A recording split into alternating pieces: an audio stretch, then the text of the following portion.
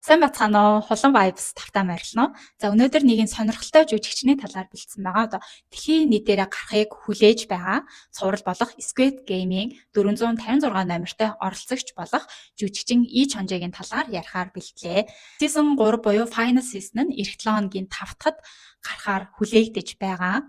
Тэгээд бүгд бас цувралыг нь үзсэн болов бүгд бас ингээд амар хүлээлттэй байгаа болов гэж бодож байна. Тэгэхээр хэдүүлээ үзэх туртай цувралынхаа гол дүрийн жүжигчний талаар мэдцгээе. Үргэлжлүүлэн үзэхээс өмнө намайг дэмжиж subscribe дараад тэгээд лайк, share за share жаах лайк дараад гоё сэтгэлдээ комент хэсэгт үлдээгээрэй гэж хэлмээр байна. За жүжигчин И Чонжэ 1972 оны 12 сарын 15-нд төрсөн одоо 52 настай. Солонгосын одоо дэлхийд танигдсан хамгийн алдартай жүжигчин гэж хэлэхэд болно. Жүжигчин маань багасаа ер нь маш юм баялаг одоо хангалуун амьдралтай байсан. Аавынх нь тал тэр чигтээ одоо эмчнэр, ээжийнх нь тал болохоор ийм архи вайн зэрэг эсэгдэг одоо ийм үйлдвэртэй байсан. За ингэж явж байгаад ер нь 6 нас хүртлээр маш их ийм хангалуун амьдралаар амьдарч байгаа. Түүнээс хойш амьдрал нь хэцүү болсон байгаамаа. Учир нь гэх юм бол өвөө нь 4 удаагийн парламентын гишүүнд нэр дэвшээд бүтлгүүцсэн байгаа. За Солонгос нэг ийм үг байдаг. 2 удаа парламентэд нэр дэвшээд бүтлгүүтвэл тэр одоо гэр бүл дампуурнаа гэдэг ийм үг байдаг. Гэхдээ И Чонжэгийн одоо өвөө нь 4 удаа нэр дэвшээд амжилтгүй болсон болохоор гэр нь маш их санхүүгийн хямралд орсон байгаа. Санхүүгийн хямралд орж амьдрал нь хэцүүдээд за гэр бүлээр олж жижигхэн ийм байр руу нүүрсэн байгаа. Аав ээж нь өглөөдөө ажилдаа айл аль нь явцдаг. Тэгээд өөрөө бас нэг төрсөн ахтай. Ах нь болохоор аутизмын өвчтөй байсан учраас өдөржингөө ахыгаа бас хардаг байсан гэж. Хичээлээ тараад шууд гэртээ ирээд ахыгаа хоололж унтлан хамт зайлшгүй байх шаардлагатай. Тэгээ үе үе ах нь гараад алгуулчдаг гэсэн болохоор хайж бас тэр гудамжуудаар явдаг гэсэн.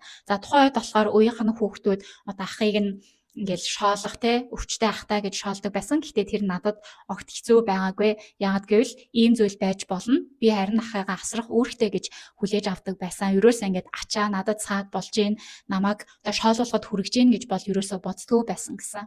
Дунд ахлах сургуульд орохдоо хүртэл гэр бүл нь одоо санхүүгийн хямралтай байсан. За тэр үедээ одоо сургуулийнхаа багшд болцоодуулжсэн гэсэн тухайн үед төлөх ёстой төлбөрүүдээ төлж чадахгүй байсан учраас олон хүүхдийн өмнө гаргаж ирж байгаа юм нөгөө саваа байдаг шүү дээ. Тэрнгээр зодж исэн гэсэн. Тэгээ сүүлд нэг ярилцлагатай болохоор мөнгөгүйгээсээ болоод яагаад ингэж зодуулж олон хүмүүсийн нүдэн дээр эвгүй байдалд оруулж ирснийг би одоо ойлгодгүй гэж ярьсан байгаа. За ингэж жүжигчин И Чонжэ маань багасаа ингэж одоо мөнгөгүй байх ямар хэцүү байгаа ядуугийн одоо зовлонг үдсэн гэж байгаа. Тэгээ тэр үедээ жоохон байхдаа таксины жолооч болохыг хүсдэг байсан гэж байгаа. Таксины жолооч нар яагаад гэвэл хүмүүсийг хөргөж өгөөд шууд мөнгө аваад бэлэн мөнгөтэй явж идэг болохоор айгүй их мөнгөтэй хүмүүс гэж боддог байсан гэсэн. За харин өөрийнх нь одоо томрох тусам өөрийнх нь сонирхол болохоор уран зураг, дизайн, интерьер дизайн тал руугаа сонирхолтой байсан. Гэхдээ их сургуульд орох үедээ одоо энэ чиглэлээр явахыг хүссэн ч сургуульдаа тэнцэж чадаагүй. Яагаад гэвэл одоо дугуулсан секцэл нэмэлтээр явж чаддгүй байсан учраас үеийнхээ хүүхдүүдээс нэлээд хоцрогдолтой байсан гэсэн. За харин ингээд 20 нас гараад их сургуульд орч чадаагүй. Гэхдээ тухайд ийм дугуулангууд байдгаас маа интерьер дизайнераар сургаад тэгээд компаниудад жуулчилж өгдөг дугуулангууд байсан. Оройдоо тэр дугууланд яваад өдөр нь болохоор мөнгө олохын тулд кафед ажилладаг байсан гэсэн.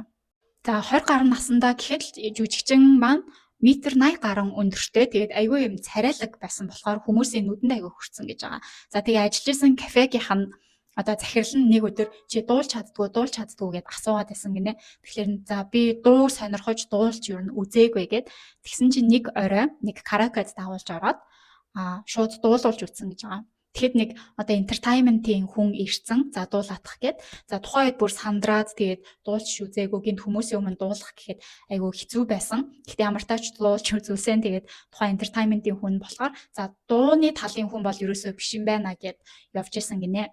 За тэгээд айгүй нөгөө царайлаг өндөр болохоор олон хүмүүсийн одоо нүдэнд өртсөн байсан гэсэн шүү дээ. Нэг өдөр найруулагч ирээд яаралтайгаар сэтгүүлийн зураг авалтанд оролцоод өгөө гэж хэлсэн байгаа. Оролцож исэн эрэгтэй одоо модель нь яаралтай ажил гараад ирэх боломжгүй болсон байсан учраас И Чонжэд тэр хувц бүх юмнууд нь таарад тэр сэтгүүлийн зураг авалтанд оролцсон байгаа. За тухайн 90-ад оны алдартай одоо Мисс бүсгүйтэй хамт оролцсон гэж байгаа. За тэгээд энэ зураг авалтанд оролцоод сэтгүүлэн цацагдсны дараагаар маш их олон хүмүүсийн анхаарлыг татаад иймэрхүү сэтгүүл моделийн газруудаас холбогдож ирсэн гэсэн. За тэгээд тухайн үед кафед ажиллаж байхдаа болохоор сарын цалин нь 320 мянган вон байсан. Харин модельор одоо зураг авалтанд орох юм бол өдрийн 100-аас 200 мянган воны цалинтай байсан гэсэн. Тийм болохоор шууд кафегийнхаа ажлыг орхиод моделийн ажил руу орсон байгаа. Анхныхаа рекламанд тоглосны дараа хэдэн сарч болоогүй байхад анхны драмада тоглосон. За үүний дараагаар шууд анхны одоо киноныхаа бас гол дүрд тоглосон байгаа. За тухайн үед энэ кинон болохоор нэг амжилттай болоогүй ч гэсэн ий чонжээ жүжигчнийг илүү их таниулж өгсөн байгаа. За харин бүр жинхэнэ солонгосын хэмжээнд топ жүжигчин болгосон драма нь болохоор Мөрөшигэ буюу 9 цаг гээд энэ кино байгаа. Солонгосын одоо драма үзэлтийн 65% хүртэл явсан. Нэгсэндээ 10 хүн тутмын одоо 6-аас 7 хүн үзчихсэн гэж байгаа. За ингээд гол дүрийн жүжигчнээсээ илүү амжилттай одоо илүү их нэр алдартай болсон. Тэр нь яагаад гэсэн чинь энэ драмагийн зураг авалтыг хийж хахад одоо ий чонжээ жүжигчний нэлээд их харилцан яриаг нь байсан байгаа. Гэхдээ бусад одоо жүжигчнтэйгээ харьцуулагдаад бас туршлагагүй улмаас жүжиглэлт нь сайн гарч өгч чадахгүй байсан болохоор найруулагч нь яриаг нь байхгүй болгоцсон. Хэр барагтаа яриа ярихгүй. За энэ нь эсэргээрээ бүр илүү алдартай болгосон. Яагаад гэхээр одоо өөрийнхөө хайртай эмэгтэйг хамгаалт хажуунаас нь гээл чимээгүй хамгаалаад бодигард хийгээд явж идэг. Ямар гоё одоо залуу вэ гэд илүү их алдар нэрт хүргэсэн байгаамаа. Ингээд тоглосон драма маш их амжилттай болсон. Тухайн үед залуу бүсгүйчүүдийг бол бүр хуйлруулж ирсэн байгаа. За эндээс нэг сонирхолтой юм гэх юм бол Blackpink хамтлагийн Jennie байгаа шүү дээ. Jennie-гийн ээж нь тухайн үед энэ 9 цаг гээд драма гарч хахад амар үздэг байсан. Тэгээд ий чонжээ жүжигчэнд бол туртай байсан гэсэн. За энэ 9 цаг драмагийнх нь одоо дүрийнх нь нэр нь болохоор Jehee гэдэг дүр. Jehee гэж одоо дуудагддаг. Тэгсэн чинь тэр Jennie-гийн ээж болохоор за эрэгтэй хүүхэд гарах юм бол энэ Jehee гэдэг нэрийг өгнө гэж бодож исэн гэсэн. Тэгээд эмэгтэй хүүхэд гарчингууд жоохон аялга дуудлага нь ойролцоо сонсогдохоор Jennie гэдэг нэрийг өгсөн гэд бас нэг ярилцлагандаа бол ярьжсэн байгаа. За ингээд жүжигчнийхаа карьерийг эхлээд 1 жилч болоогүй байжгаад маш их алдар нэрт хүрээд явсан. Мэдээж одоо сэтгэл зүйн хувьд бэлтгэлгүй байсан. Тэгээд бүх анхаарал өөр дээр нь ирээд байсан учраас нэлээд хэцүү байсан гэсэн сэтгэл зүйн хувьд бол. За тэндээсээ хэсэг зурх холдох нэг арга нь болохоор цэрэгт явах байсан байгаа. За эрэгтэйчүүд болохоор ингээд солонгосын цэргийн албанаас болж өгөл цухтах явахгүй байхааг хүсдэг. Гэхдээ ий чонжээ жүжигчин эргүүлээд одоо эсэргээрээ явсан байгаа. За гэхдээ тухайн үед болохоор солонгосын цэргийн одоо тогтолцоонд нэг ийм зүйл байсан. Хүлийн тавхай штэ. Тавхай нь ийм яг ийм нумтай биш, жоохон хавтгай тавхайтай хүмүүсийг болохоор бүрэн ингээд цэрэгт одоо хамрагдуулахгүйгээр өглөө гэрээсээ цэрэглүү яваад орой ингээ буцааж тарж болдог тийм тогтолцоо байсан гэж байгаа. Тэр тогтолцоонд хамрагдаад ингээ цэргийн албыг бол дуусгасан байгаа. Цэрэгт явж ирснийхэн дараа буцаад драма салбарлуугаа бол орсон байгаамаа. Алдартай болсон, олонний танил болсон гэж жүжигчийн чонжигийн амьдрал нь бол тийм зардан байгаагүй.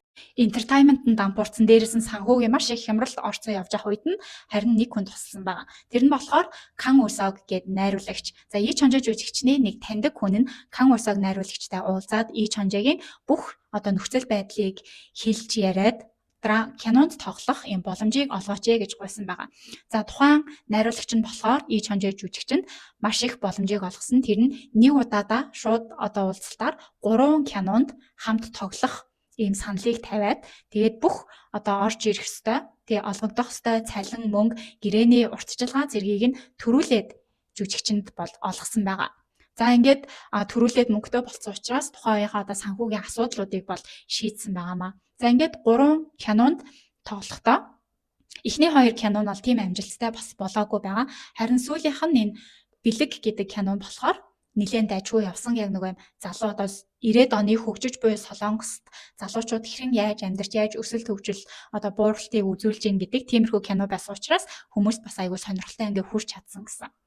За энэ киногаараа жоохон дахиад ингээд гарч ирээд танигдаад явж байхдаа өөрийгөө дахиж ингэж таниулсан нэгэн кинонд тоглосон. Энэ нь болохоор Taeyang Opda гэдэг жүжигчин Чон Усантай хамтарсан кино. 20-ад насны залуучуудын тэр бодит амьдралыг харуулсан кино байсан учраас хүмүүст бол маш ойр тусаж жүжигчнийг их таниулж өгсөн байгаа. За ингээд нэг кино нь бас амжилттай болоод явж байгаад дахиад ийм нэлээд урт хугацааны уналттай таарсан.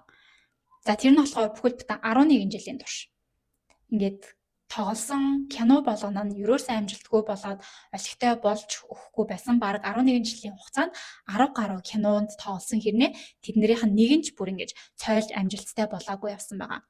За энэ үедээ бол нэлээд ингэж мэдээж сэтгэл зүйн хувьд те жүжигчин хүний хувьд хэцүү байсан. За жүжигчнэр ер нь болохгүй маань гэж үзээд өөр салбарууд руу ч гэсэн орох гэж үзсэн. Жишээлбэл хүнсний салбар, үйл хөдлөлийн салбар руу орох гэж үзсэн боловч тэдгээр нь ерөөсөө бас л амжилтгүй болоод исэн гэсэн. Ингэж явж байгаа санаандгүй бас өөрийнх нь одоо амьдралыг нэг өөрчлөхөц зүйлтэй таарсан. Тэр нь болохоор хоол идэх гэж явж байсан чинь тухайн хоолны газрын эзэн нь жүжигчийг чанжаад яагаад сүүлийн үед зурагтаар гарахгүй байгаа юм бэ? Өөрийг чинь ингээд зурагтаар үзмээр байна штэ гэдэг тэр үгийг сонсоод айгүй их урам зориг авсан гэсэн. За ингээд айгүй итгэвтэй болоод урам зоригийг олж авсан явж байгаад нэгэн кинонд тоглосон. Тэр нь болохоор Ханио гэд 1960-аад онд гарч исэн ийм гоё уран бүтээлийн ремейк хийсэн хувилбар дээр нь тоглосон. Энэ киногоороо бол бүр Канны одоо фестивальд хүртэл оролцож дахиж ингэж сэргэж гарч ирсэн байгаа. За үүний дараагаар одоо жинхэнэ нөгөө солонгос дээр сүнсэн чангу гэж ярьдаг ийм ингээд өрсөлдүүдийг бол хийж эхэлсэн байгаа. Эдгээр кинонууд нь тухайн үед гарч байгаа үедээ дандаа 10 сая үзэгчид үзсэн ийм амжилтуудыг тогтоосон.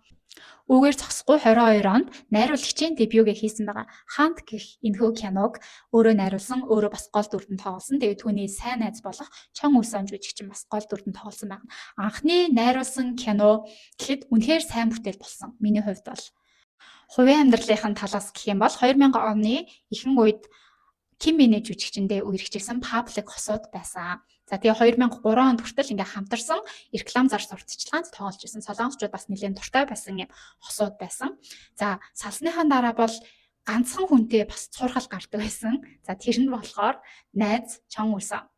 За энийг болохоор зөв солонгосчууд ингээ тоглоом маягаар одоо Чондам Дун дүүргийн хосууд эхнэр нөхрүүд гэж нэрлэдэг байсан. Яг гэвэл кинонд тоглосныхаа дараагаар маш сайн найзууд болсон. Тэгэл хаач явсан хамт явж идэг, уулзсан, хоёулахнаа уулзч идэг ингээл вайн энтер ууж явж байгаа одоо зураг папарацад өртсөн ч байх юм уу. Тийм болохоор хүмүүс аль аль ингээ хүнтэй үерхэхгүй яваад байдаг гэсэн болохоор хүмүүс жахаа ингээд тоглоомоор тий цэнхэр дурлууд юм уу ч гэж хүртэл ярьдаг байсан.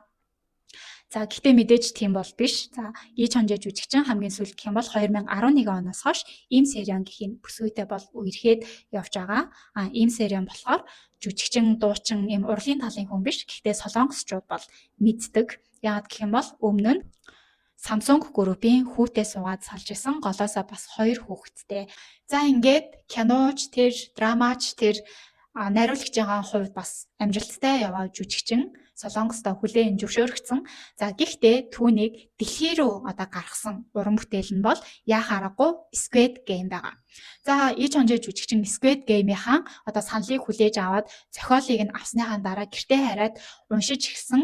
Огт голдон завсарлага байхгүйгээр нэг дор бүгднийг нь уншаад дуусгасан гэсэн. Маш сонирхолтой санагдсан. Одоо тоглох саналыг бол хүлээж авсан байгаа. Season 1-ийн зураг авалтын үеэр бол найруулагч болон жүжигчд нь за дараагийн улирал одоо season байх боломжгүй байна гэж ярилцчихсан байгаа. Яагаад гэх юм бол одоо оролцож байгаа тэр гол дүрийн оролцогч болго өөр өөрсдийн түүхтэй өөр өөрсдийн шалтгаантайгаар энэ хүү тэмцээнд орж ирсэн. Гэхдээ ингээл бүгд үгсээр байгаад ганцхан хүн амьд үлддэг учраас энэ түүхийг цаашдаа хөгжүүлж явуулах боломжгүй гэж үзчихсэн гэсэн. Гэхдээ эсвэргээрээ одоо маш их амжилттай болсон учраас найруулагч нь за ер нь season 2-ыг хийх ёстой байна гэд season 2-ыг хийнэ гэдэг аль биесны мэдээлэлээ хийжсэн. За тэгээ хэдэн сарын дараа ч илүү жилийн дараа ч илүү season 2 болон 3 хамт зураг авалт нь хийгдэж байгаа гэдэг мэдээлэл гараад фэнүүдээ бүр их баярлуулж исэн. За тэгээд мэдээж гоё жүжигчид тоглосон хамгийн шокинг байсан зүйл нь бол Lee Pyong-won жүжигчин байсан. Тийм учраас бүр илүү одоо season 2 3-ын хүлээлтийг бол өндөр болгож чадсан. Тэгээд season 2 цацагдсныхаа дараа бас нөгөө хүлээлтийг бол урам хугалаагүй айгүй сонирхолтой гоё болсон. Зарим хүмүүс жоохон муу амтай байсан. Хүлээлтэнд хүрсэнгүүгээд гэхдээ миний хувьд бол аюул сонирхолтой байсан. Манай үзэгчид маань бас яаж үзснээ сэтгэлээр бичээрэй. За ингээд тун удахгүй season 3 гарах гэж байна. Хамгийн сүүлийн season бас л ёстой алаан болох байх л гэж бодож энэ трейлер нь цацагдаад бас хүмүүс ингээд аюул их ярьж эхэлсэн хүлээлт бүр илүү өндөр болж эхэлсэн байгаа.